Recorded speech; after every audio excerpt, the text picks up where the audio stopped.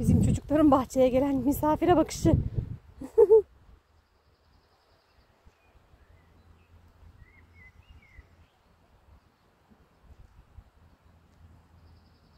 Masum, yaklaşma, gel.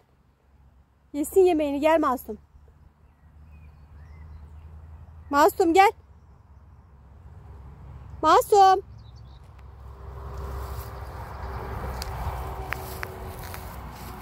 Yesin anneciğim, çok acıkmış o.